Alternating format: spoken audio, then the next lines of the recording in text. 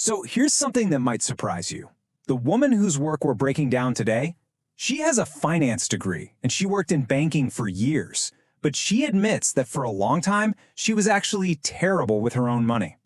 And that's because, as she discovered, there's a huge difference between knowing about money and actually being good with it. And this quote right here, this is the big idea. This is the foundation for everything we're going to talk about.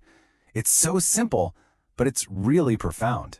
You see, you could be a total math whiz who understands complex financial theories, but that doesn't automatically mean your own bank account is healthy. One is just knowing stuff. The other is doing stuff. So what is that difference, really? It all boils down to this: theory versus practice. Financial education is knowing the theory, what compound interest is. But financial literacy, that's all about the practice. It's building those small, consistent habits that actually move the needle over time. The key here isn't about complexity. It's all about consistency. Okay, so before we even get to the how-to stuff, the systems and the spreadsheets, we have to start with the foundation, and that's your mindset. These first few habits are all about changing the way you think about money, because if you don't get this part right, none of the other actions are ever going to stick.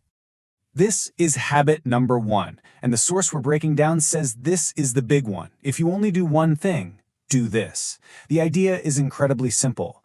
Does your spending actually line up with what you say is important to you? You work way too hard for your money for it to be spent on things you don't even care about. So, how do you do it? Well, it's a really simple exercise.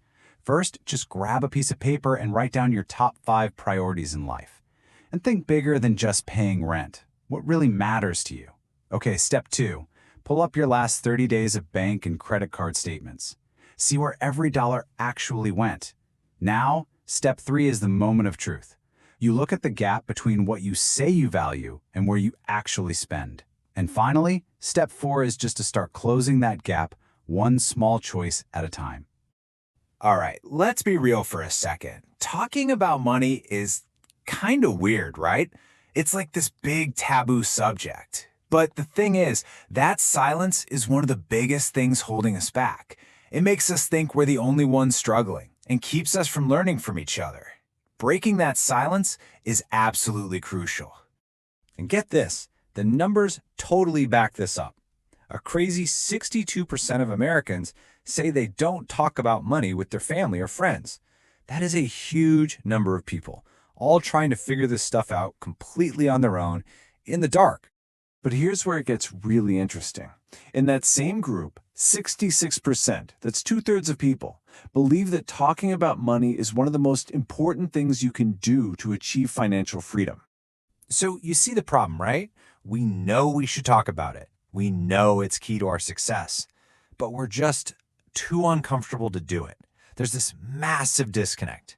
Just starting that conversation, even with one person you trust, can change everything. Think about it. Our entire world is basically a giant buy now button. We're wired for instant gratification. But building real, lasting wealth, that's a totally different game. It's the complete opposite.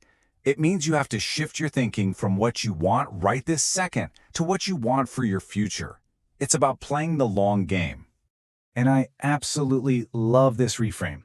Instead of thinking of delayed gratification as some painful sacrifice, think of it as a gift to your future self. Seriously, every dollar you invest today is buying freedom and options for the person you're going to be in 10 or 20 years. It's not about depriving yourself, it's about loving your future self. Okay, so our mindset is in the right place. Now what? Now we build the systems. These are the action habits. These are the practical things you set up once, so you don't have to rely on willpower every single day to make good choices. They do the heavy lifting for you. This next habit might sound a little different, but trust me, it's a total game changer. It's called a monthly money date. Once a month, you schedule 30 minutes. That's it, 30 minutes with no distractions where you just check in on your finances. This one little habit replaces that feeling of financial anxiety with a feeling of being in control. So what do you actually do on this money date? It's super simple. 3 things. First, just review your spending from the last month. No judging, just look. Second, check in on your big goals. How's that savings account coming along? And third, and this part is absolutely the most important, you pick just one small thing to focus on for the next 30 days. Not 10 things, just one. That's how you avoid getting overwhelmed. You know how life just happens? It gets busy, and it's so easy to forget to transfer money to savings or to pay a bill. Well, that's where the magic of automation comes in. Automation is your secret weapon against chaos and forgetfulness. So, what should you automate? Easy. The boring, repetitive stuff. Set up an automatic transfer to your savings account for the day you get paid. That way, you pay yourself first without even thinking about it. Automate your bill payments so you never have a late fee again. It frees up all this mental space for more important things. And this line from the source just nails it perfectly. Automating removes willpower from the equation. You make one smart decision, you set up the system, and then it just works for you, in the background, all the time. It's like financial discipline on autopilot. All right, so we've got our mindset right and we've built our systems. Now for the final set of habits. Think of these as the accelerators. These are the habits that are going to pour some gasoline on the fire and make your progress really start to compound, like a snowball rolling downhill, getting bigger and faster. Let's be honest, we all consume tons of information. We watch videos, we read articles, but then we don't actually do anything with it. This habit is the cure for that. The rule is simple. The next time you learn a cool money tip, pick one tiny part of it and put it into action that same day. Turn that passive learning into active progress. When we hear the word investing, we almost always think of stocks or real estate, right?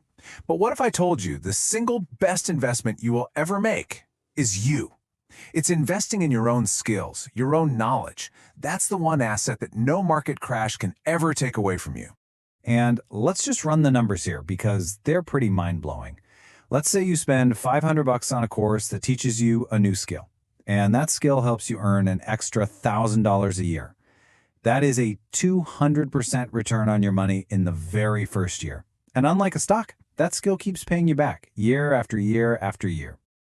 Okay, so we've covered 7 really powerful habits. It's a lot, I know, but here's the real secret. The most important part of all of this isn't trying to do all 7 things at once. It's just about taking that very first step. It's about starting. And if you remember one thing from this whole breakdown, let it be this. You do not need to make some massive, life-changing decision overnight. It's the small, simple actions, the ones you do over and over again, that build incredible financial habits over time. It's all about starting small and letting the momentum build. So, I'm going to leave you with this final thought. Just imagine the version of you that exists 5, 10, or 20 years from now. They're watching you, right now, and they're counting on you to make one small choice today that makes their life better. So the question is, what is the one tiny action you will take today for them?